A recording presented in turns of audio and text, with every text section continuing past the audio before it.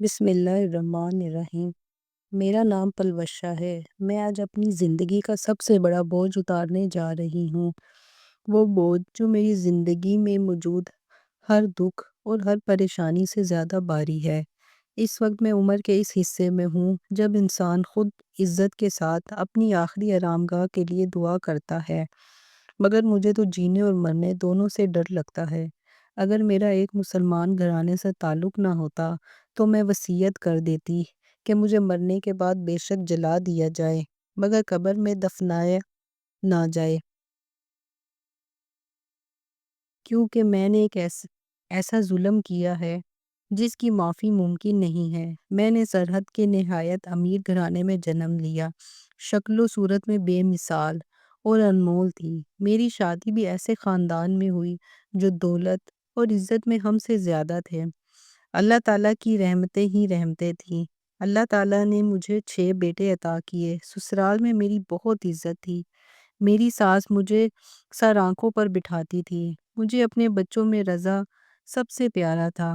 پڑھائی مکمل ہونے کے بعد میرے شوہر نے کاروبار کے سلسلے میں اسے جرمنی بلا لیا۔ میں رضا کی جدائی سے بہت دکھی تھی، مگر یہ میرے بیٹے کے مستقبل کا سوال تھا۔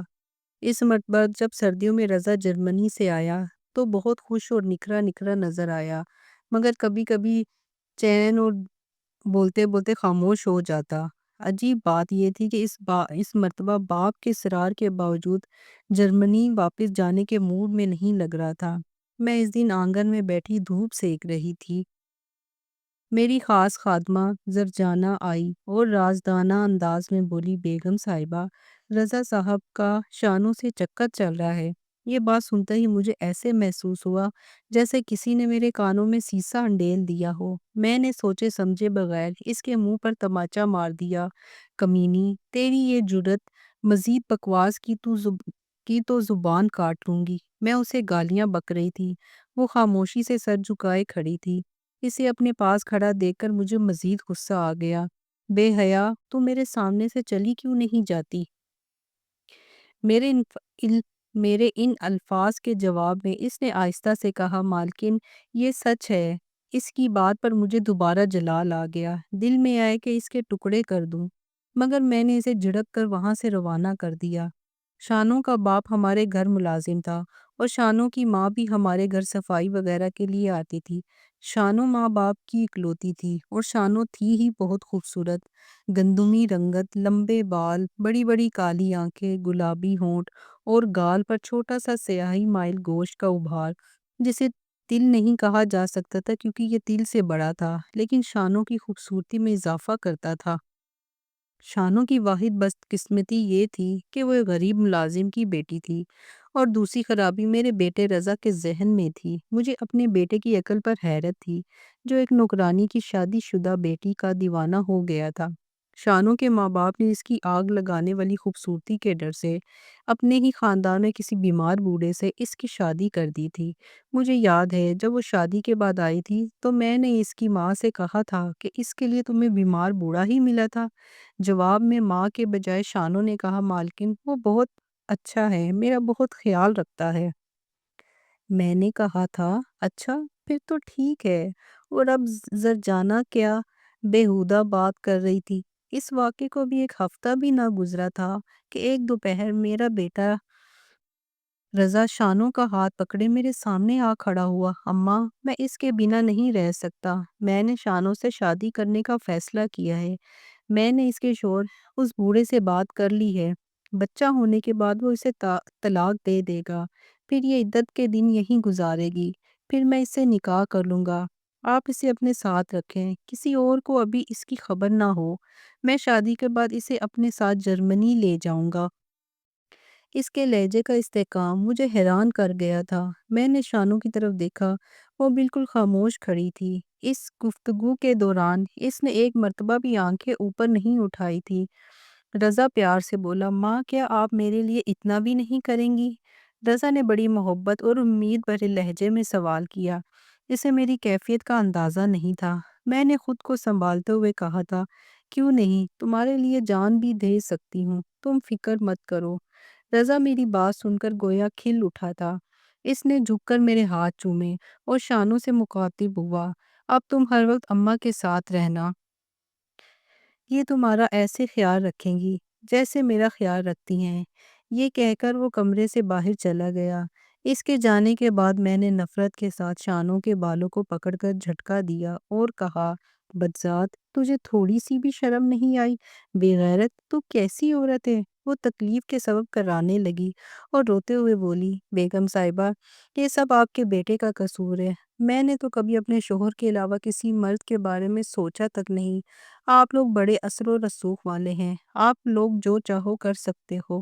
رضا صاحب میرے شوہر سے زبردستی طلاق دلوا رہے ہیں۔ میں نے انہیں بتایا بھی تھا کہ میں امید سے ہوں، مگر ان پر کسی بات کا کوئی اثر نہیں ہوا۔ میں بھلا کیا کر سکتی ہوں؟ شانوں کی باتوں سے صاف آیا تھا کہ اسے اپنے شوہر سے بہت پیار ہے۔ اس بات پر بھی مجھے اپنے بیٹے کی توہین کا احساس ہوا۔ پھر میں نے سوچا کہ یہ فریب کر رہی ہے۔ میں نے اسے جھڑکتے ہوئے کہا، چل بدذات، میں تجھے پھر دیکھوں گی۔ میں نے اس سے برابر والے کمرے میں جانے کو کہا۔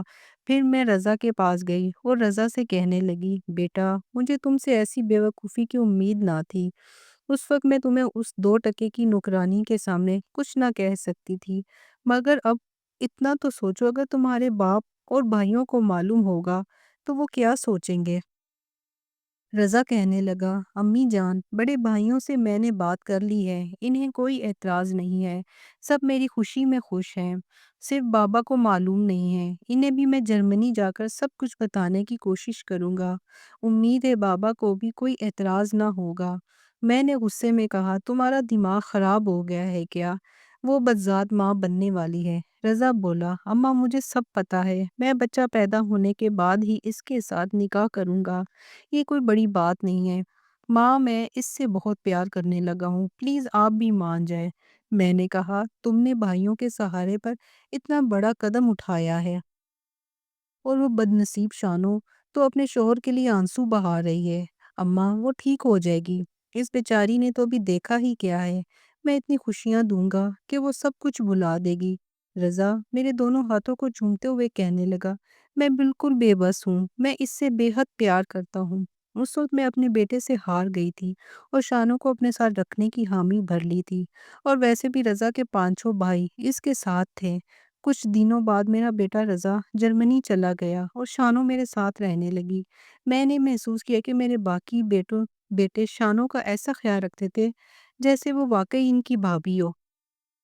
میری بہویں بھی اس کا بہت خیال رکھتی تھیں، مگر میں ہر وقت جلتی اور کرتی رہتی تھی۔ شانوں کو تکلیف دینے اور اس کی بے عزتی کرنے کا کوئی موقع اپنے ہاتھ سے جانے نہیں دیتی تھی۔ ایک رات میری بہو نے میرے کمرے میں آ کر بتایا کہ شانوں کی طبیعت خراب ہے۔ میں نے نفرت سے کہا تھا، زہر دے دو اسے۔ وہ بولی، اماں، آپ اس سے اس قدر نفرت کیوں کرتی ہیں؟ اس سارے معاملے میں اس بیچاری کا کوئی قصور نہیں ہے، وہ بیچاری ان حالات میں پھنس گئی ہے۔ ویسے بھی رضا ہم سب کو پیارا ہے، اس لیے ہم شانوں کا خیال رکھتے ہیں۔ بہتر یہی ہوگا کہ آپ بھی رضا کی خاطر اسے اپنی بہو تسلیم کر لیں۔ یہ کہہ کر میری بڑی بہو چلی گئی اور میں سوچنے لگی تھی، میں کسی بھی صورت میں اس بدذات کو اپنی بہو تسلیم نہیں کروں گی۔ میں روزانہ شانوں کو اپنے کمرے میں بلاتی اور خوب باتیں سناتی، وہ روتی ہوئی چپ کر سب بات سن لیتی۔ میں اس کے گھر سے اسے نکال بھی نہیں سکتی تھی کیونکہ سب کی اس پر نظر تھی۔ مجھے اس سے اتنی نفرت ہو گئی تھی کہ میں اب اسے جان سے مار دینا چاہتی تھی۔ اس سے نفرت کی ایک وجہ یہ بھی تھی کہ میں اپنے بیٹے رضا کے لیے اپنی بہن کی بیٹی نورین کو اپنی بہو بنانا چاہتی تھی۔ وہ شانوں کے ہوتے ہوئے رضا کبھی بھی نورین سے شادی کرنے پر آمادہ نہ ہوتا۔ اب یہ شانوں کی بدقسمتی تھی کہ جب اسے 8واں مہینہ لگا تو میرے باپ کا انتقال ہو گیا۔ مجھے فوری طور پر آبائی گاؤں جانا پڑا۔ باقی سب لوگ تو 40ویں کے بعد واپس آ گئے، مگر میں گاؤں میں ہی رہ گئی۔ شانو بھی میرے ساتھ تھی۔ ایک دن اچانک اس کی طبیعت خراب ہو گئی، وہ کافی تکلیف میں تھی۔ اس وقت میں نے اپنی خاص خادمہ کی مدد سے شانو کو ایسی دوائی پلا دی جس کے اثر سے وہ 2 دن تک سوتی رہی۔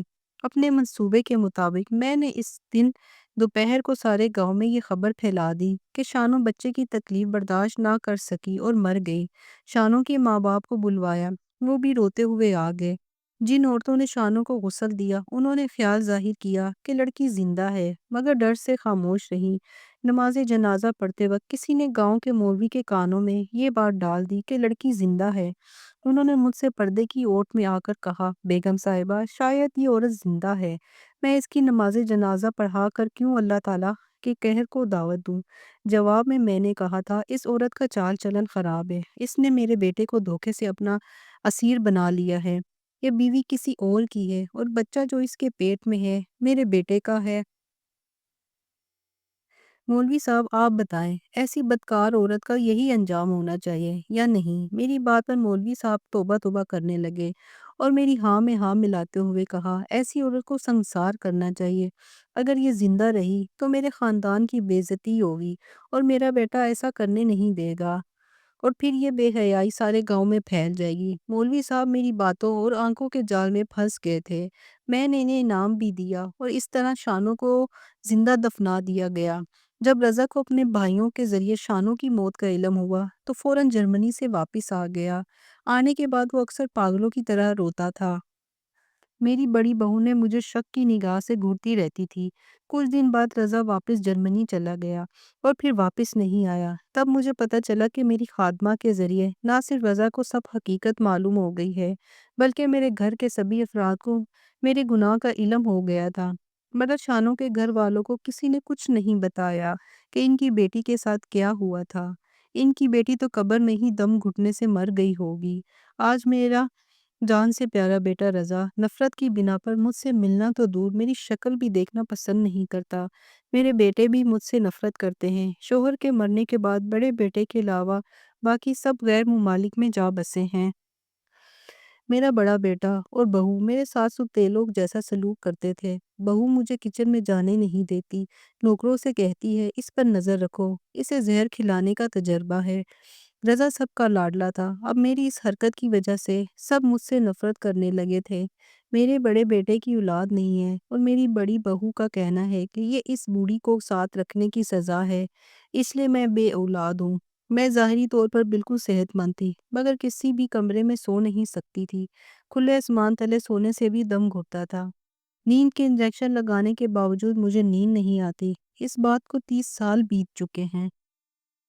پچھلے 4 سال سے میں ہسپتال میں داخل ہوں۔ مجھے جلد کا کینسر ہو چکا ہے۔ میرے جسم میں کیڑے پڑ جاتے ہیں جو میرے گوشت کو نوچ نوچ کر کھاتے ہیں۔ ڈاکٹر جسم کے اس حصے پر دوائی لگاتے ہیں تو وہ وہاں تو مر جاتے ہیں، مگر کچھ دنوں بعد دوسری جگہ پر نکل آتے ہیں۔ میں موت کا انتظار کر رہی ہوں، مگر موت بھی نہیں آ رہی۔ مجھے کوئی بھی ملنے نہیں آتا۔ دن رات توبہ استغفار پڑھتی ہوں، رو رو کر اللہ تعالیٰ سے معافی مانگتی ہوں کہ میرے اللہ مجھے معاف کر دے، مگر یہ گناہ بہت بڑا ہے۔ ویسے بھی اللہ تعالیٰ فرماتے ہیں کہ میں اپنے حق تو معاف کر سکتا ہوں، مگر اپنے کسی بندے کے ساتھ کیا ہوا ظلم معاف نہیں کرتا جب تک وہ بندہ خود معاف نہ کر دے۔ مگر میں معافی مانگنے کے لیے شانوں کو کہاں سے لاؤں؟ میں ہاتھ جوڑ کے آپ سب کو ایک پیغام دینا چاہتی ہوں، باز آ جاؤ اس طرح کسی پہ ظلم کرنے سے۔ اگر کوئی میری طرح کسی پہ ظلم کر رہا ہے تو خدا سے ڈرو، اس کی لاٹھی بے آواز ہے۔